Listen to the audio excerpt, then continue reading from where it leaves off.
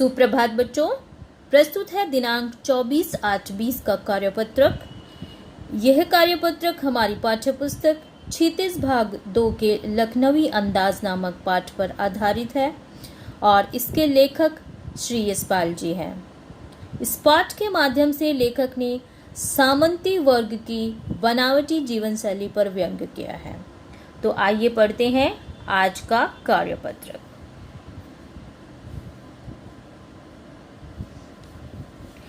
निम्नलिखित अंश को ध्यानपूर्वक पढ़िए और पूछे गए प्रश्नों का उत्तर लिखिए। लखनवी अंदाज पाठ यशपाल जी द्वारा लिखित एक व्यंग्य है। व्यंग्य साहित्य की एक विधा या प्रकार है जिसमें मजाक मजाक में महत्वपूर्ण बातें कह दी जाती है और सामने वाले या सुनने वाले को बुरा भी नहीं लगता। कहने का तात्पर्य है कि बहुत सी बातें इसमें कह दी जाती है, मजाक मजाक में, हंसी मजाक में कह दी जाती है, परंतु जो सुनने वाला होता है या पाठक होता है, पढ़ने वाला होता है, उसको बुरी नहीं लगती, उसको गलत नहीं लगता और जो संदेश लेखक देना चाहता है वह संदेश भी प्रेषित हो जाता है। तो प्रस्तुत व्यंग्य पाठ में पतनशील सामंती समाज अर्थात जो पूंजीपति वर्ग है, जो अधिक पैसे वाला वर्ग है, उस पर कटाक्ष करते हुए लेखक ने कहा है कि यह वर्ग वास्तविकता से बेखबर एक बनावटी जीवन शैली का आदी है। अर्थात अंदर से कुछ और है और दिखावा कुछ और करते हैं। उनका जो जीवन है वह एक बनावटी जीवन शैली पर आधारित है। तो लेखक ने इसे परजीवी संस्कृति कहा है। परजीवी का मतलब होता है दूसरों के आधार पर जीवन बसर करना।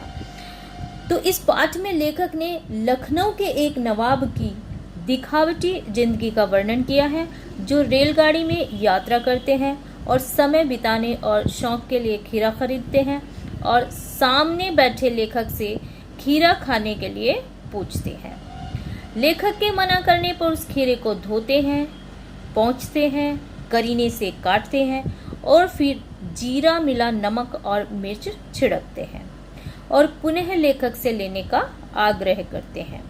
लेखक पहले इनकार किए जाने के संकोचवश मुंह में पानी आने के बावजूद भी दोबारा मना करते हैं।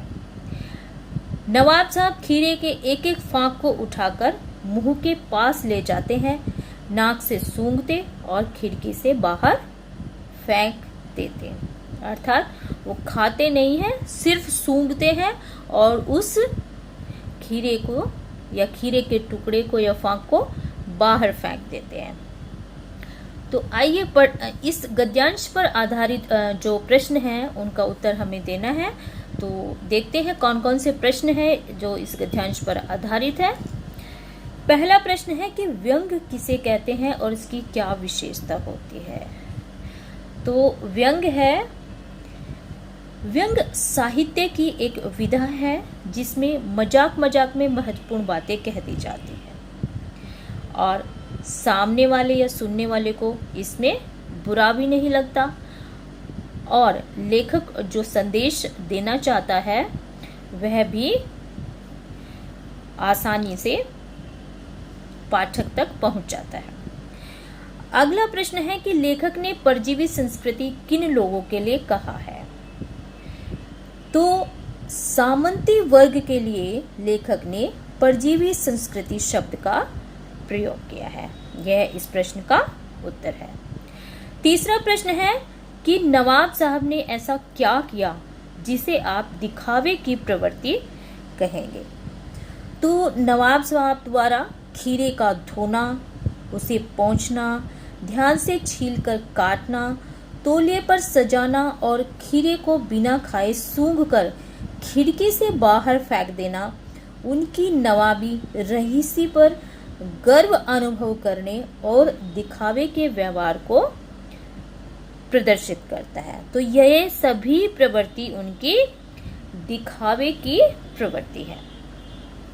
अगला प्रश्न है, यह एक गतिविधि है कि जीवन में दिखावेपन की मानसिकता का कोई उदाहरण देते हुए अपने अनुभव लिखें।